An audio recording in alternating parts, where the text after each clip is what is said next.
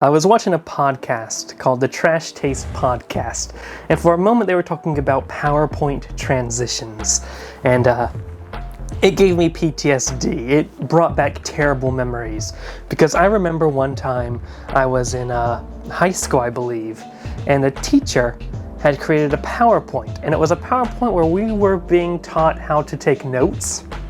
Like they're like, all right, you need to learn how to take notes. I'm going to go through a PowerPoint and you got to take notes on it. Try to figure out what's important to take notes on in this PowerPoint. And we're like, okay.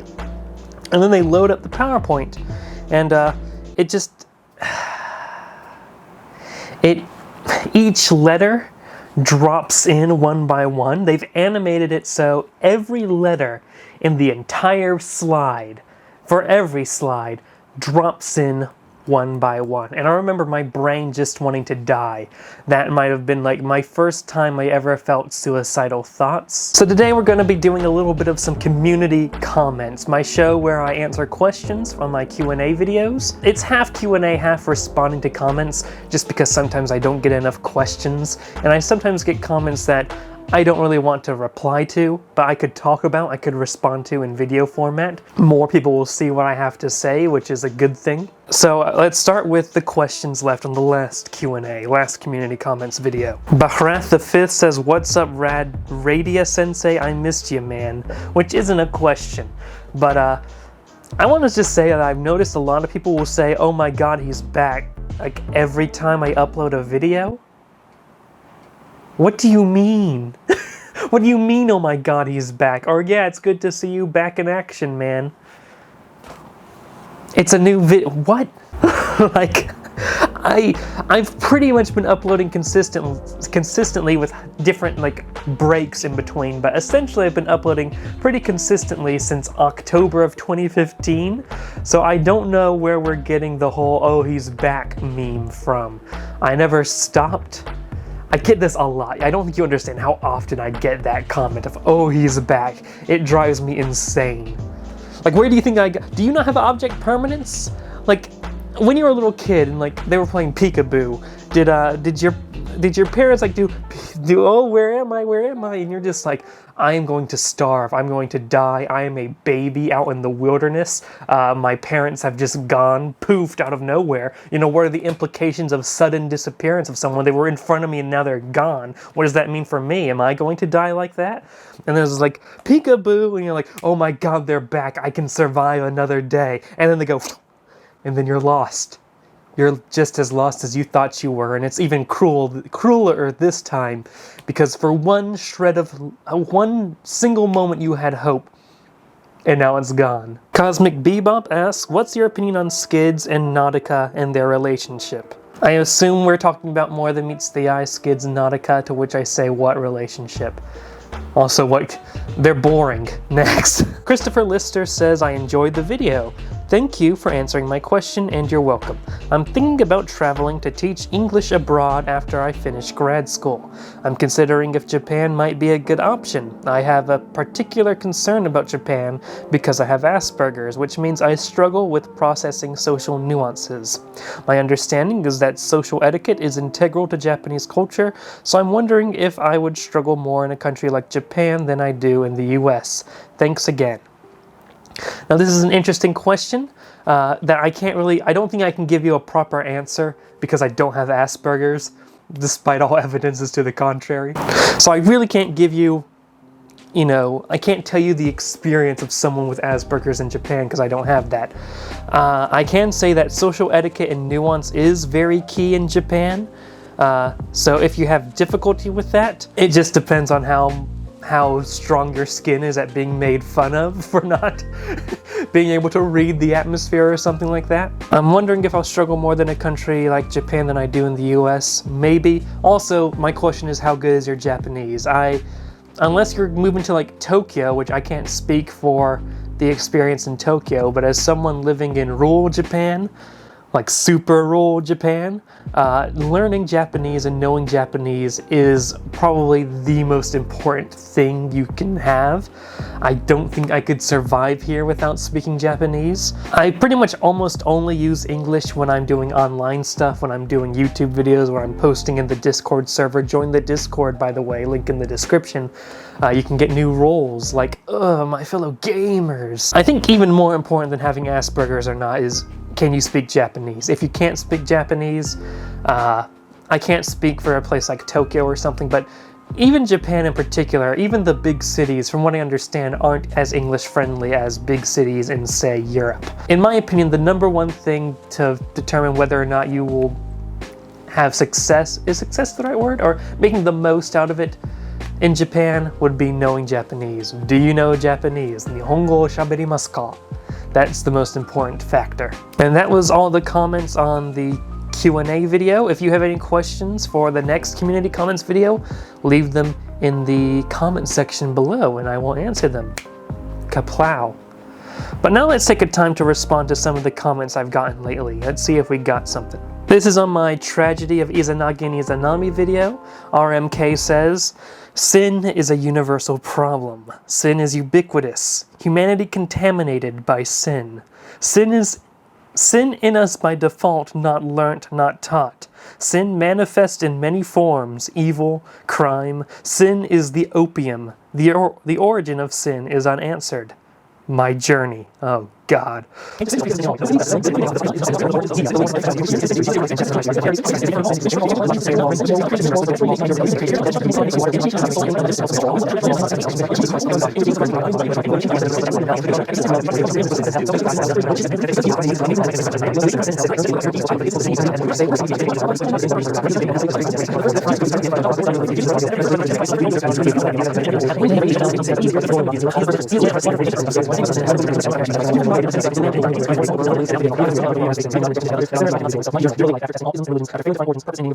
Egos, anger, hate, depression.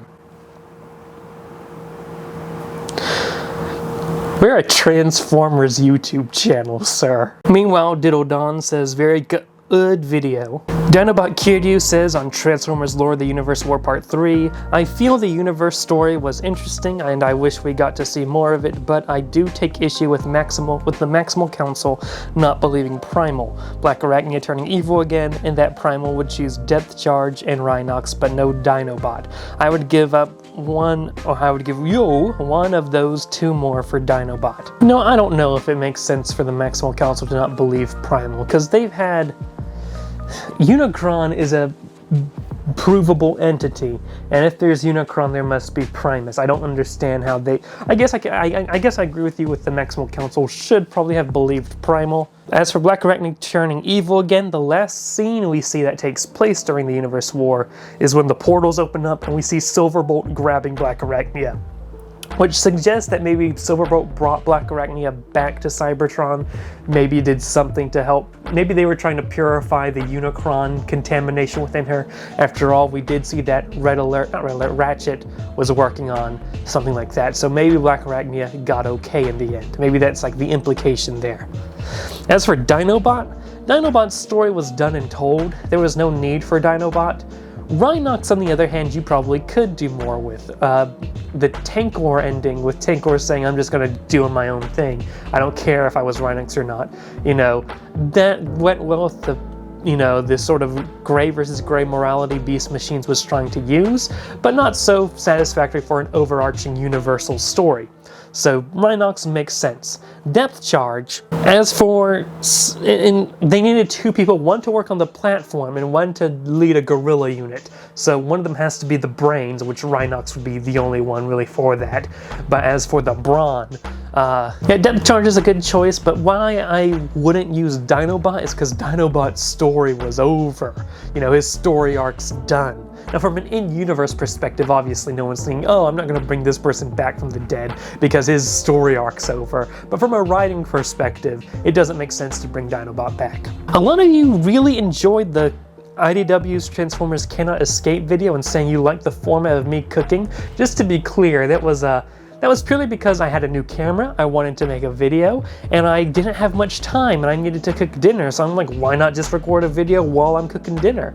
If I were to do a cooking video for a range of topics, you'll discover really quickly that I only know how to make 2 different dishes, and they're essentially the same dish with a different type of meat being used. But you know, I'm not ruling it out as an option of something I could do in the future. Devastator21 says, wait, they rebooted the Transformers IDW Comics? Over a year ago, yeah. I've made like 50 videos on the subject. Caesar Miranda says, how about Secrets and Lies? I mean, how about Secrets and Lies? Tom Kiefer asked, you live in Japan? Over the past year. The door was why I asked, lol. It wasn't the rice cooker with the strange music. It wasn't me having to hit a button in order to get hot water. It wasn't the fact that all my equipment, all my tools have Japanese writing on them. It wasn't the fact that every video I've recorded in pretty much is in a tatami room with sliding doors. It isn't the fact that all my social media lists my location as Japan. It isn't the fact that over a year ago I made a video titled, I'm moving to Japan. It was the door. It was the door that sold me out. Shadow Adventures 39 says, hey bro, love the video, even got you on my Tumblr now, which by the way, follow me on Tumblr if you haven't yet. And thank you for the very helpful advice that many of us starting as content creators really needed. And I say thank you very much. Not enough people follow the Tumblr, so it's glad to see you there to see my insane ramblings. And he says, if you ever get some free time, I'd like to pick your brain on some methods that could possibly help with my channel. Sure. I didn't reply to the comment because I didn't think the comment section was really the place to talk about stuff like that. So many people try to use the comment section to get in touch with me. The comment section is a very bad place to get in touch with me. Use Discord, although if you message me out of the blue on Discord, odds are I'm gonna block you. If you talk to me like in the Discord server and, you know, get me to care about your narrative, then sure, the Discord's a better place to contact me. Twitter was the place to get into contact with me, but then that's gone. And of course, there's the business inquiries email on my channel. You don't know how many times I got someone saying like, I want you on a collaboration, message me on Instagram. And they say it in the comments section of YouTube, and I'm like, no, you know, I'm not gonna collaborate with someone who tries to access me like that. But for this dude, yeah, just contact me wherever, whenever. By the way, did you know that I'm open to like any sort of collaboration right now? To like, well, not any sort. Basically, I'm thinking of interviews or being a podcast guest. I can do any of those for anyone. I don't care how big you are on YouTube. You could have 0 subscribers. I'm open to doing a Commander Radix interview on your channel. All you have to do is use the business email address, because that's how you contact me for collaborations. This is on the Functionist Council video. Dedalian Art says, in short, ... the history of Cybertron Nazi Council wanting nothing more than the control and power over everything y'all's, especially organic live, and get them extinct. You know there's an edit button, right? Also on the Functionist Council video, someone says, so glad I finished IDW so this wouldn't be spoilers. Or you can not click the video. I want everyone to be aware that I will spoil anything and everything no matter what. I will spoil everything, and if you click on the video that's clearly a concept that's you don't want to be spoiled on, you're gonna get spoiled. I hate spoiler culture, man. I hate spoiler culture. Basilios Pasias says, stop with the CE junk. BCE, CE, or the correct term BC and AD, it's still a Christian calendar because the common era where years start counting is still Christ's birth, so it's still a Christian calendar. Stop disrespecting the Christian calendar and use the correct terms. For it not to be a Christian calendar, you have to start counting the years from a different point. Knit Christ's birth, which is the year, would not be 2020 now. It's 2020 AD, 2020 years after Christ's birth. If you don't want a Christian calendar, choose a different event to count from. Not just change it from AD and BC to CE and BCE. That's disrespectful, not politically correct. So I reply, you gonna cry? disrespectful. I think he's forgetting his history. I'm the guy who made the Drawing the Prophet Muhammad art contest on this channel. You think I care about being disrespectful or not? By the way, isn't like the consensus that Jesus was born around 4 BCE? And then he died like somewhere in the 30s CE? I don't know, man. Don't you think it's a little disrespectful how AD and BC use the wrong date for Christ's birth? Kind of strange, isn't that weird? I think the Jews did it. Anyway, that's going to wrap up these questions for the day.